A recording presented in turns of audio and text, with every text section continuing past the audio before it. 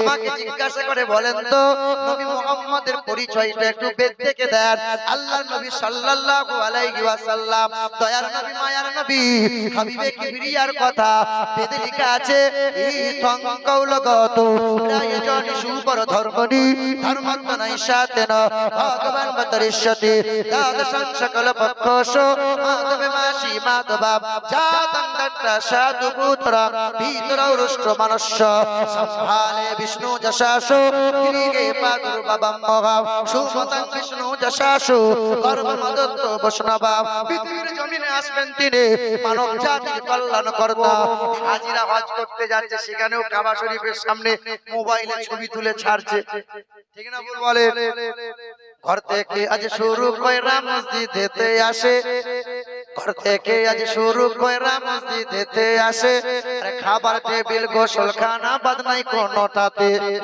কি খাইলো আর কি পড়িলো সবই তোলে সেলফি, কি খাইলো আর কি পড়িলো সবই তোলে সেলফি, আর ফেসবুকেতে আপলোড দিয়া লাগাই শুধু ভেলকি। মায়ের সাথে বোনের সাথেও গলা গলি সেলফি, আর গার্লফ্রেন্ড থাকলে কথাই তো নাই, না তুললে আর হয় কি? জাকাত সদকা অনুদান যদি কেউ করে, আর 1 কেজি চাল দিয়া বেটা শুধুই সেলফি তোলে। হাফেজ আলেম মুফতি ইমাম বাদ নাই কেহ আর, হাফেজ আলেম মুফতি ইমাম বাদ নাই কেহ আর, আর ডাক্তার মাস্টার উকিল নেতা আর ব্যারিস্টার সবাই এখন মোবাইল নিয়ে ব্যতিব্যস্ত। মসজিদেতে নামাজে সেলফি ইবাদতে, আর এতেকাফে বসে সেলফি পড়ে কোরআনেতে। হজ উমরা করতে গিয়েও আদো বাংলা ভুলে, আর আল্লাহর ঘরকে সামনে রেখে বেটা শুধুই সেলফি তোলে। এইরকম চলছে কি চলছে না বাবা? আর কিছু কিছু বাপ আছে, বাপগুলো মনে মনে ভাবছে ছেলে যে কোনো উপায়ে বড় হোক না, তারপরে বিয়ের গলায় বাঁশ দিয়ে এমন চুষে নেবো। আপনাদের এখানে বিয়ে টিয়ে হলে বিয়ের কাছ থেকে দাবি করে টাকা নেয় ফেরেশতা মনে হচ্ছে সব। আমাদের বর্ধমান ডিস্ট্রিক্টে 2-4 লাখ টাকা না হলে তো এরকম বিয়ে হয় না। এ বাবা, যে বাপরা টাকা নিয়েছেন আর আগামীতে নেবেন ভাবছে, যতই নামাজ পড়েন আর মাথা ঠোকেন, আর যতই বেটা হজ করেন না কেন, মা আপনার নাই। শুনে রেখে দেন, আদেশ করিল আল্লাহ পবিত্র কোরআনে, আর বিবাহ করিও যত আদম সন্তানে। কোরআনে আদেশ আল্লাহ যদি না করিত, আর মানুষের বংশ সব ধ্বংস হয়ে যেত। কিন্তু বর্তমানে হইতেছে এমন, বেটির বিয়েতে বেটার বাপ নিচে কত পণ। কেউ বা নিচে সোনা দানা, কেউ বা টাকা করি, আর কেউ বা নিচে জমি জায়গা, কেউ বা নিচে বাড়ি। আবারও কত বাপজি বলে দেখি নিব না গোপন, আর বেটা বেটি সাজিয়ে দিকে বিয়ায় আপন। টাকার বেলায় সাধু সাজে, জমির বেলায় চোর, আর বর্তমানে কিছু বেটার বাপ এমনি হারামখোর। চোর লোকে চুরি করে অন্ধকার হলে, আর বেটার বাপ চুরি করে দিনেরই আলোতে। হায়রে বেটার বাপ তুমি এমনি লোভী হলে, আরে টাকার বদলে বেটা বিক্রিও করিলে। আরে মানিক চক বাজারে শুনি বিক্রি হয় পাঁঠা, আরে পাঁঠার মতো বিক্রি করো তোমরা নিজের বেটা। কত মানুষের চলছে যে হু হু করে চলছে বাপ। আরে মানিক চক বাজারে শুনি বিক্রি হয় পাঁঠা, আরে পাঁঠার মতো বিক্রি করো তোমরা নিজের বেটা। তোমার জন্য কত নারী বিষ পান করে, আরে কত নারী গলায় দড়ি দিয়ে ঝুলে মরে। এর জন্য কে বাদাই জানো বেটার বাপ, আরে বেটির বাপের কাছে নিচ্ছ তুমি শত শত অভিশাপ।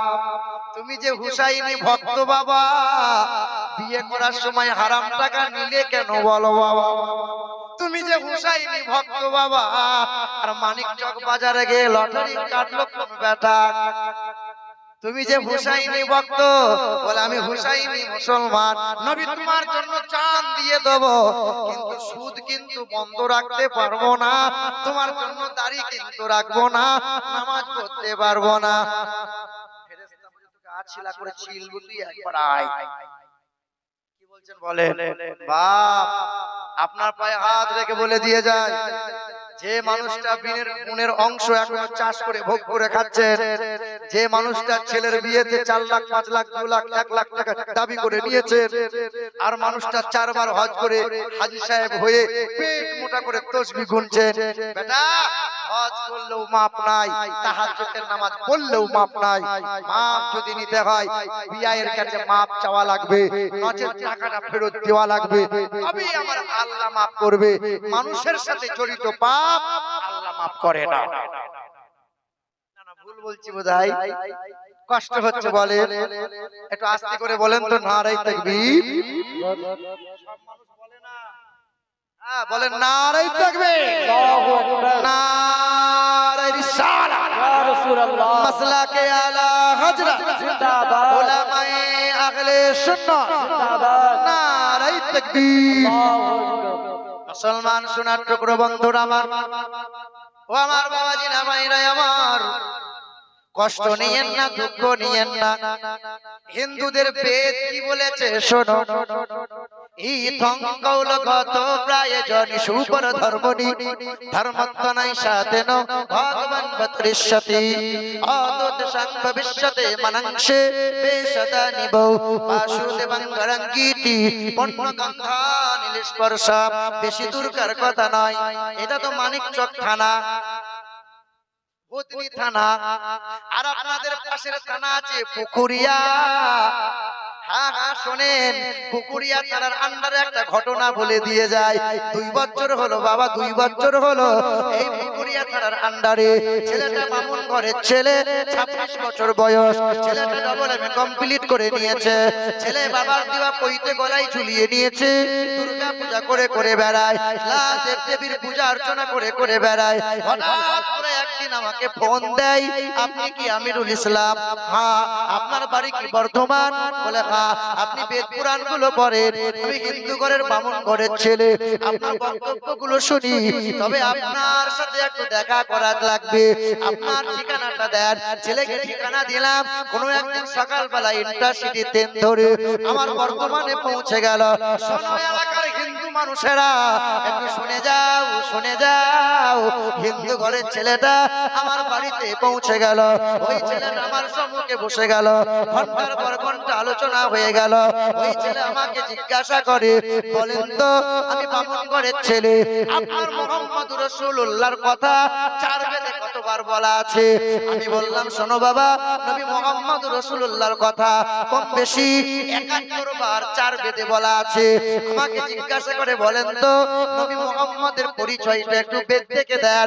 আল্লাহর নবী সাল্লাল্লাহু আলাইহি ওয়াসাল্লাম, দয়ার নবী, মায়ার নবী, হাবিবে কিবরিয়ার কথা বেদে লেখা আছে, ইথং কৌলগত প্রায়জনি সুপর ধর্মনি ধর্মত্ব নাই সাতেন ভগবান বত্রিশতি দ্বাদশং সকল পক্ষস মাধবে মাসি মাধবা জাতং দত্তা সাধু পুত্র ভিতরৌষ্ট মনুষ্য সম্ভালে বিষ্ণু যশাসু গিরিগে প্রাদুর্ভাবম মহাব সুমতং বিষ্ণু যশাসু কর্মদত্ত বৈষ্ণবা। পৃথিবীর জমিনে আসবেন তিনি মানব জাতির কল্যাণ কর্তা, তিনি আসবেন গুরু হয়ে, একটা ধর্মের গুরু হবেন না, তিনি হবেন বিশ্বের মহাগুরু, তিনি হবেন জগৎ গুরু, তিনি হবেন কল্যাণ কর্তা। তিনার বাবার নাম হবে বিষ্ণু যশা, তার বাংলা কল্যাণ হবে আল্লাহর দাস, আরবি কল্যাণ হবে আব্দুল্লাহ, তার মায়ের নাম হবে সুমতি, তার বাংলা কল্যাণ হবে সুন্দরবন, তার আরবি কল্যাণ হবে আব্দুল্লাহ। তিনি আসবেন সাম্বালা শহরে, তার বাবার নাম বিষ্ণু যশা, তার মায়ের নাম সুমতি, তার গোত্র হবে কাসিম গোত্র, বাবার নাম হবে আব্দুল্লাহ, তার মায়ের নাম হবে আমিনা, তার দাদার নাম হবে আব্দুল মুত্তালিব, তার দাদির নাম হবে নাতিজা বিনতে খাপ্পাব, বেরাকেতে ফাতেমা, তার নানার নাম হবে আব্দুল ওয়াহাব জোহরি, তার নানির নাম হবে বারিরা, তার দুধ বাবার নাম হবে হারিস, তার দুধ মায়ের নাম হবে গালিমা, তার পিতার নাম হবে হবে আব্দুল্লাহ, তার দুধ ভাইয়ের নাম হবে আব্দুল্লাহ, তিনি হবেন মক্কার মতি, মদিনার জ্যোতি, জনাবে মুহাম্মদুর রাসূলুল্লাহ। ছেলেটার মনে মনে যেন আনন্দ ফুটে ওঠে। আল্লাহর কাছে মনে মনে দোয়া করি, আল্লাহ এই মালদা ডিস্ট্রিক্টের ছেলে পুকুরি আপনার আন্ডারে তার বাড়ি, আল্লাহ পাক তুমি ইসলামের জন্য কবুল করে নাও। সুবহানাল্লাহ। আল্লাহ যেন সেই দিন কবুল করে নিয়েছিল। হ্যাঁ, ওই বামন ঘরের ছেলেটাকে আমি বলতেছিলাম, শোনো, তোমার বেদে লেখা আছে অষ্টগুণ প্রশংসিত পর্যন্তি কৌলঞ্চ তমস্রতঞ্চ বহুভাষিতা চ আনন্দতা শক্তি কৃতজ্ঞতা চ জরদস্য চোদিতা জ্যোতিষস্য প্রভান্ন নাদে মনুষ্য কিরে ইন্দ্র জনা উপস্রোত নামেনা সংসা ভবিষ্যতে। তিনি আসবেন পৃথিবীর জমিনে কল্যাণকর্তা, তিনি আসবেন লিঙ্গচ্ছেদ অবস্থায়। কি অবস্থায়? খাতনা করা অবস্থায়। আমার নবী যখন পৃথিবীতে এসেছিলেন খাতনা করা অবস্থায় এসেছিলেন। তাই কিছু কিছু হিন্দু ভাইরা আবার আমাদের দেখে ব্যঙ্গ করে, ঠাট্টা করে, কাটুয়া কাটুয়া বলে, কি বলেন, আমাকে বলেছে কয়েক জায়গায় কাটুয়া কাটুয়া। আমার সঙ্গে একজন নার্সিং হোমের এক চিকিৎসক এসেছে, হালকা বয়সের ছেলে, সে প্র্যাকটিস করছে।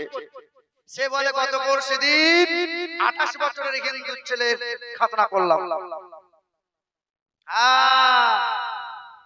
হে বন্ধু, তোমরা জানো না ইসলাম ধর্ম তো ছোটখাটো ধর্ম নয় বন্ধু। আমেরিকার দেশের বৈজ্ঞানিকরা বলেছিল, পাদ্রীরা আমরা খ্রিস্টান, তাই শিশুদের বাচ্চাকালে খতনা করে দাও। তো পাদ্রীরা বলেছিল খ্রিস্টানদের ছেলেদের খতনা করব মানে?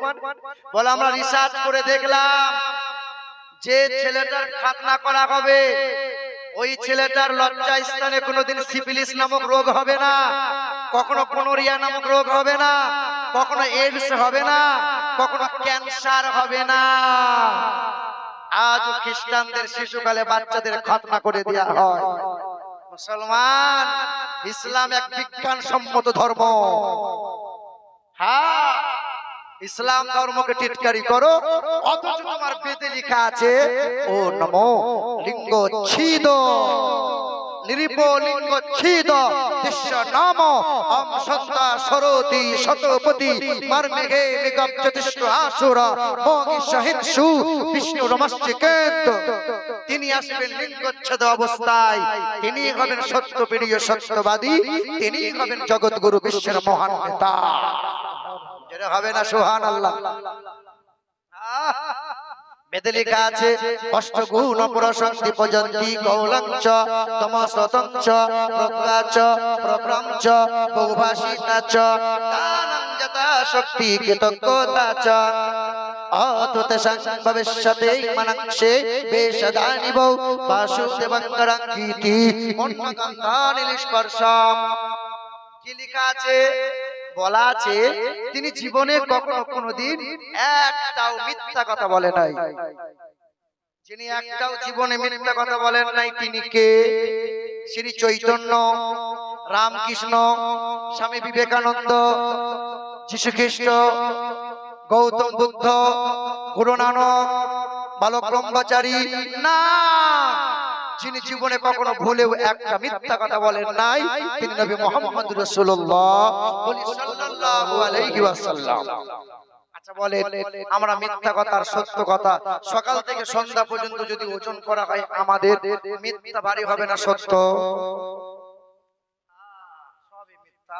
হুজুর মিথ্যা বলে, শ্রোতা মিথ্যা কথা বলে, কমিটি মিথ্যা বলে, বাপ ছেলেকে মিথ্যা বলে, ছেলে বাপকে মিথ্যা বলে, মেয়ে মাকে মিথ্যা বলে, বিবি স্বামীকে মিথ্যা কথা বলে, সব এখন মিথ্যায় পরিপূর্ণ।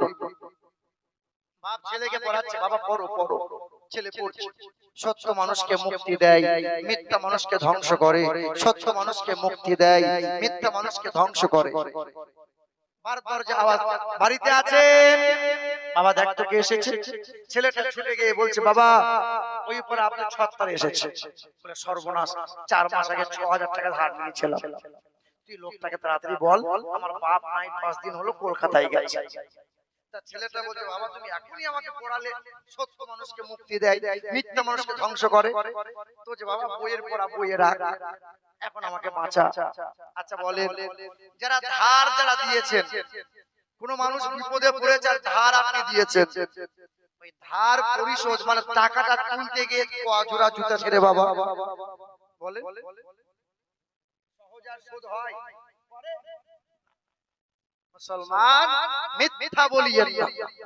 দয়ার নবী মায়ার নবী আমার বলে, যারা কথায় কথায় মিথ্যা কথা বলে, ফোনে মিথ্যা কথা বলে, বন্ধু বান্ধবকে মিথ্যা কথা বলে, তারা মুনাফিক হয়ে যায়। তাদের নিকট হতে রহমতের ফেরেশতা দূরে সরে যায়। আর মুনাফিকের জায়গা হলো জাহান্নাম। কাফিররা জাহান্নামে যাবে, ফিরাউন জাহান্নামে যাবে, নমরুদ জাহান্নামে যাবে, সাদ্দাত জাহান্নামে যাবে, করুন জাহান্নামে যাবে, কিনান জাহান্নামে যাবে, আবু জেহেল জাহান্নামে যাবে, আবু লাহাব জাহান্নামে যাবে। আর জাহান্নামের তল দেশে থাকবে যারা মুনাফিক, যারা কথায় কথায় মিথ্যা কথা বলে, তারা মুনাফিক। আর মুনাফিকের জায়গা হলো জাহান্নাম। ইসলামের সবচেয়ে ক্ষতি করেছে কারা? হিন্দুরা, খ্রিস্টানরা, ইহুদিরা? না না না, সবচেয়ে ক্ষতি করেছে নামধারী মুনাফিক মুসলমান। মাওলাই আলীকে শহীদ করেছিল কারা?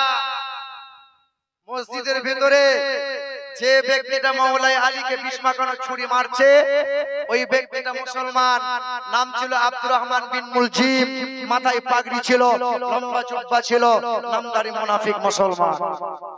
ইমাম হাসানকে চক্রান্ত করে বিষ পান করিয়েছিল কারা? সব নামধারী মুনাফিক মুসলমান ছিল যারা। ইমাম হুসাইনকে শহীদ করেছিল কারা? একজন হিন্দু ছিল না, খ্রিস্টান ছিল না, ইহুদি ছিল না, সব নামধারী মুনাফিক মুসলমান ছিল তারা। অর্থের লালসায় পড়ে ইমাম পাককে শহীদ করেছিল তারা। 10,000 স্বর্ণ মুদ্রার লোভে পড়েছিল তারা। নবী আমার জীবনে কোনোদিন মিথ্যা বলে নাই। আমরা সেই নবীর উম্মত, মিথ্যা বলবো না, সত্য বলবো। বলেন বলেন, আল্লাহ নবী আমার জীবনে কখনো কোনোদিন আমানতের খেয়ানত করেন নাই। মসজিদের টাকা আছে আপনার কাছে, 6 মাস পরে বলে টাকা নাই, খেয়ে ফেলেছি। না, আপনাদের গ্রামের কথা বলছি না, কিছু কিছু গ্রামে হয়। মসজিদের ক্যাশিয়ার বলছে আর টাকা নাই। তবে শুনে রেখে দেন, মসজিদ মাদ্রাসার কমিটি হবেন, রাগ করিয়েন না। কমিটি আসবে নাকি মসজিদের? মসজিদের কমিটি আর ক্যাশিয়ার হবে যারা, ভালো করে শুনেন, তাদের বউরা যেন বেপরদায় না চলে, তারা যেন সুদের কারবার না করে। মসজিদের কমিটি ক্যাশিয়ার যারা, তারা যেন হারাম না খায়, তারা যেন লটারি না কাটে, তারা যেন জুয়ার আসরে না বসে, তার বউরা যেন গ্রুপে লোন করতে না যায়। ওর বউ বেপরদা হয়ে গ্রুপে লোন আনতে যাচ্ছে ঢং করে, আর ও মসজিদে বসে বসে ক্যাশিয়ার। আমি ক্যাশিয়ার, তুমি ক্যাশিয়ার, তুমি তোমার বউকে সামলাতে পারলে না। আমার মায়েরা, আমার বোনেরা, আপনাদের বলে যায়, মা এই যে বন্ধনের লোন, গ্রুপের লোন চলে, চলে না? এদিকে চলে না? চলে না? খুব চলে। মা খালারা দেখবেন বেহায়ার মতো ওই একটা পরপুরুষের সামনে 10টা মহিলা গোল করে ঘিরে ধরে। স্যার আমাকে একটু দেখেন, আমাকে দেখছেন না, আমাদের বাড়ি একটু মাঝে মাঝে যাবেন, আপনার ভাই থাকে না বাড়িতে। মানে হায়া নাই, লজ্জাও নাই, শরমও নাই। আর স্বামীটা বলেছে যা গ্রুপের লোন করে আনগা, ঋণ কর, সংসার চালাবো। আর ও ঘরে বসে বসে বিড়িতে টান মারছে, কাজ করে না। ভিটে বাড়ি বিক্রি করে দেওয়া লাগবে, কুস্বভাব ত্যাগ করো। আর মা বোনদের স্বভাব হলো কি জানেন? তবে আপনাদের বলে দিয়ে যায়, 3টে কথা মাদেরকে কোনোদিন বলবেন না। কটা কথা? কটা কথা? সংসার যদি সুখের করতে চান, এক, মহিলাদের সম্মুখে কোনোদিন আপনার জীবনে কত টাকা আয় করলেন, ব্যাংকে কত টাকা রাখছেন, কদিনে কত টাকা হলো, সব কথা শোনাবেন না। যত ঘন ঘন শোনাবেন তত বেলুন খোলা হবে, আর পরবর্তীতে আপনার সংসারে ম্যানেজারই করবে। দুই, আপনার জীবনে যদি কোন রকমের কোন গোপন কিছু ভুল হয়ে থাকে, কোন গোপন কিছু কাজ কিছু হয়ে আছে, এ কথা ভুলেও ভালোবাসা পেয়ে যেন আদর পেয়ে বলে দিয়েন না। ও কথাই কথাই খোঁচা মারবে, অপদস্থ করবে। তিন, বউয়ের সামনে কোনোদিন অন্য মহিলার প্রশংসা করবে, কোনোদিন করবে। শুধু একবার বলে দিয়েছে জানো, আজকে না ভাবির রান্নাটা দারুণ রান্না, কলজি ঠান্ডা হয়ে গেল, ব্যাস, আর কিছুই নয়। ও উনুন সলাই রান্না করে আর কাঁদে। বলে কাঁদছিস কেন? বলে তোমাকে আর বলবো না, মাকে বলবো। এ ওপর মহলে ফোন লাগিয়েছে, মাকে ফোন লাগিয়ে বলছে, মা আমি বলছিলাম তুমি বিশ্বাস করছিলে না মা, তোমার জামাই দেখো ফেসে গেছে মা, ফেসে গেছে। কি হয়েছে? হ্যাঁ, কিছুই নাই, শুধু বলেছেন ভাবির রান্না ভালো, ও আপনাকে ফাঁসিয়ে ছাড়বে। কি বলছেন বল? শোনো মা, 100-র মধ্যে 98টা এই পুরুষ পরকিয়া করে। 100-র মধ্যে 98টা পুরুষ যে পরকিয়া করে, এর মধ্যে দায়ী তুমি, এর জন্য দায়ী তুমি। এই মহিলা বিয়ে বাড়ি যাই তো লিপস্টিক দিয়ে যায়, এই মহিলা সেজে গুজে মরা ঘর যায়, কিন্তু স্বামীর কাছে থাকলে পরে গা থেকে দুর্গন্ধ বার হয়। কি বলছেন বলে? আর বাড়ি থেকে, বাহার থেকে, বাজার থেকে মাঠ ঘাট করে স্বামী বাড়িতে আসবে, সঙ্গে সঙ্গে সংসারের কাজ ফেলে দিয়ে মিষ্টি হাসি দিয়ে স্বামীর সামনে ঠান্ডা পানি নিয়ে দাঁড়াও। ও বাবা, উলাও তো মরুক, আমি আমার কাজ করি। কি বলছেন? এই স্বামী অন্যদিকে তাকাবে না? আর এ তখন দুটো মুরগির ডিম নিয়ে গিয়ে মৌলবি করে তাবিজ দাও, আমার স্বামীটা গোলমাল করছে। তো গোলমাল করবে না, স্বামীর তো সেবা করে না। জি, আল্লাহ নবী আমার বলেন, দয়ার নবী মায়ার নবী আমার বলেন, ওয়াল মারাতু ইযা সাল্লাত খামসাহা ওয়া সামাত সাহরাহা ওয়া হাসানাত ফারজাহা ওয়া আতাত যাওজাহা ফালতাদখুল মিন আইয়ি আবওয়াবিল জান্নাহ। ওই যে মহিলার 4 গুণ ভালো, জান্নাতের 8টা দরজা দিয়ে ওই মহিলাকে ডাক দেয়া হবে। যে মহিলা 5 ওয়াক্ত নামাজ পড়ে, ওই মহিলা রমজান মাসে রোজা রাখে, ওই মহিলা স্বামীর সেবা করে, মানে স্বামীকে তুই তুকারি করে না, স্বামীকে চোখ রাঙিয়ে কথা বলে না, স্বামীকে আঙুল তুলে কথা বলে না, যা বলে স্বামীর কথা মতো মেনে চলে। আর 4 নম্বর হলো ওই মহিলা বেগায়ার মতো চলে না, পরপুরুষের সামনে যায় না। 4 গুণ ভালো যার, নবী আমার বলেন ওই মহিলার জন্য জান্নাতের 8টা দরজা আল্লাহ খুলে দেয়। এ মুসলমান, কথা ভুলে যাবেন না। ওই বামুনগরের ছেলে, মালদা ডিস্ট্রিক্টে বাড়ি, পুকুরিয়া থানার আন্ডারে, ছেলেটা আমার সামনে বসেছিল। এই দিন ছেলেটা আমাকে বলতেছিল, আর আমার গলায় পইতে রাখবো না, গলার পইতেটা খুলে দিয়েছে। আমার সম্মুখে দাঁড়িয়ে বলে, আমি বেদ কুরআন পড়ে জানতে পারলাম, মাংমাদা বাতি তাদি বাদাকরান্তে প্রকৃতিরিতা বিরসনাং বাক্কায়ত সদা বেদা শাস্ত্রে শ্রীতা। পৃথিবীর জমিনে মহাবৈজ্ঞানিক, পৃথিবীর জমিনে 1 নম্বরের জগৎগুরু, কল্যাণকর্তা, তিনি আর কেউ নয়। যে নামের প্রথম অক্ষর হবে ম, শেষের অক্ষর হবে দ। তিনি হবেন সততা সত্যপ্রিয়, তিনি বিশ্ব মাংস ভক্ষণ করিবেন, তিনি হবেন জগৎগুরু, কল্যাণকর্তা, জানাবে মুহাম্মদুর রাসূলুল্লাহ। বামুনগরের ছেলেটা গলায় পইতে খুলে দিল, আমার সামনে বসে বসে বলতেছিল, কালমা লা ইলাহা ইল্লাল্লাহু মুহাম্মাদুর রাসূলুল্লাহ। ছেলে কালেমা পড়ে নিল। ছেলেটা আমার ঘরে খাবার খেলো, আবার ইন্টারসিটি বিকাল বেলায় ট্রেন ধরে মালদা ফিরে আসবে। ছেলেটাকে আমি বললাম, খালি হাতে যাবি? আমার ঘরে একটা বাংলায় কোরআন আছে, কানজুল ঈমান, এই অনুবাদটা নিয়ে যা পড়বি।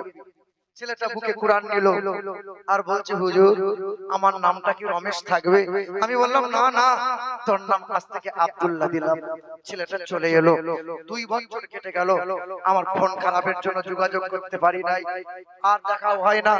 এই বছর রমজানের আগে ইটাহার বলে একটা থানা আছে, রায়গঞ্জের আগে রাজবাড়ি বলে একটা জায়গা আছে, রাজবাড়ি থেকে কয়েক কিলোমিটার দূরে একটা গ্রামের মাহফিল ছিল। ওই গ্রামের জালসার অনুষ্ঠানে স্টেজে উঠলাম, বক্তব্য রাখলাম, আখেরি মুনাজাত করে শেষের বেলায় আমি যখন নেমে আসছি, হাজার হাজার মানুষ সবাই মুসাফা করে, সালাম করে, কালাম নেয়, হুজুর আমাদের জন্য দোয়া করবেন। কিন্তু বারবার একটা ছেলের দিকে নজরটা পড়ে যায়, নওজোয়ান যুবক ছেলে, মাথায় তার টুপি, গালে তার দাড়ি, ছেলেটা ফুঁপিয়ে ফুঁপিয়ে কান্না করে।